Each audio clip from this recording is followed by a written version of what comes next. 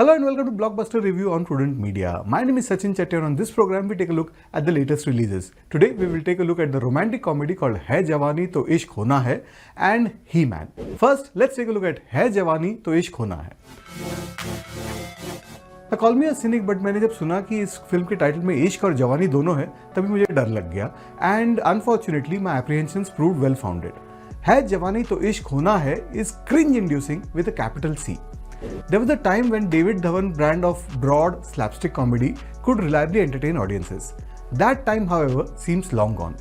The film struggles to elicit even a mild chuckle, let alone the kind of hearty laughter it so desperately aims for. A comedy doesn't necessarily need a profound story, but it does need scenes that work. Sadly, this film comes up empty on that front. The plot, if one can generously call it that, it revolves around Jas, played by Varun Dhawan, वो एक wedding photographer है और दुनिया भर में घूमते रहते हैं. Presumably, the picturesque backdrops are meant to distract from the lack of substance. But this isn't the 90s anymore where foreign locations were mandatory to make a film successful. And it could pass off as entertainment value. The narrative constantly jumps back and forth in time, a telltale sign that the editor was doing everything possible to salvage coherence. We first encounter Jas and his wife Bani, played by Mrinal Thakur, amid divorce proceedings. Their marriage is ending because he supposedly loves her too much. इसका क्या मतलब होता है मुझे नहीं समझ में आया. While Jas wants to start a family, Bani is singularly focused on climbing the corporate ladder and she wants to become a CEO. And that's all she wants to become, nothing else. सीधे उसको CEO ही बनना है. The story then shifts to England where Jas meets Preet, played by Pooja Hegde, who quickly falls for him. Before he can process what's happening, both the women in Jas's life are pregnant.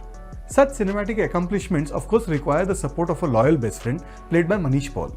Jimmy Shegal makes an appearance as Preet's brother, a Haryanvi gangster determined to get his sister married.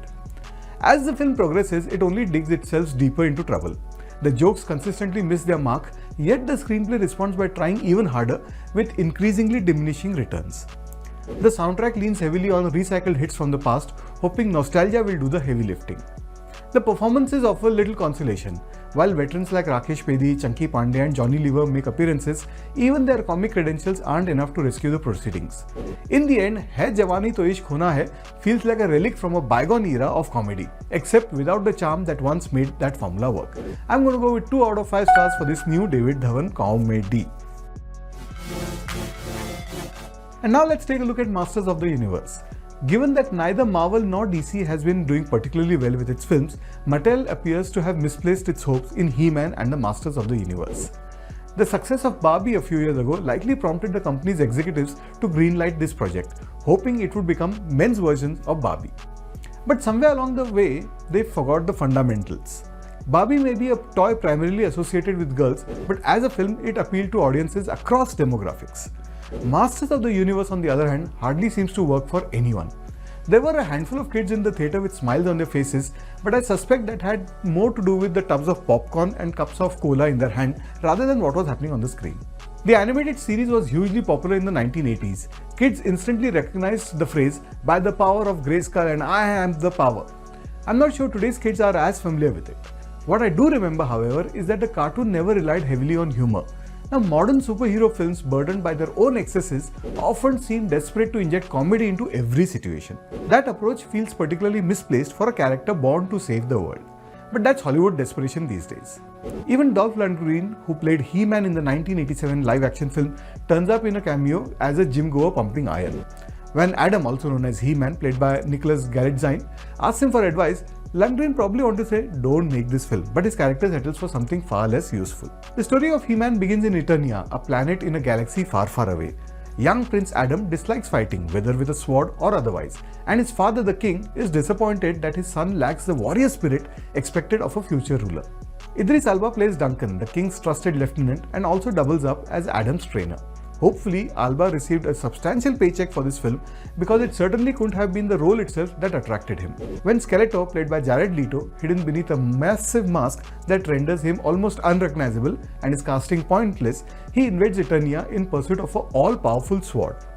Now, Adam escapes through a portal and lands on Earth with a weapon that is lost after crash landing. Years later, he has grown into a handsome but bumbling young man struggling with his identity. Part of him remembers his childhood, yet he cannot fully leave it behind. In a particularly silly sequence, Adam stumbles upon the sword in a store. The moment he raises it, a signal is sent to Eternia, prompting his childhood friend Tila, played by Camila Mendes, who is now a seasoned warrior, to come to his rescue on Earth. She takes him back to Eternia, where Skeletor now rules, but still requires the sword to achieve ultimate power. The film offers plenty of CGI heavy action, but most of it is thoroughly yawn-inducing. We've seen enough flying objects chasing one another through the skies, and He-Man can seemingly leap from one to another with ease. I thought I had seen it all when Hrithik Roshan and NTR Jr. fought atop an aircraft in mid-air in War 2, but this film somehow manages to top that level of absurdity. The original animated series ran for roughly 30 minutes per episode, which in hindsight may have been the ideal dosage of He-Man. This film, however, clocks in around 140 minutes and significantly overstays its welcome. I'm going to go with 2 out of 5 stars for the new He-Man movie called Masters of the Universe. Well, that's what I thought of the 2 films released this week. Do let us know what you think, and I'll be back with you next week with more movie reviews. Till then, take care, and it's goodbye from me.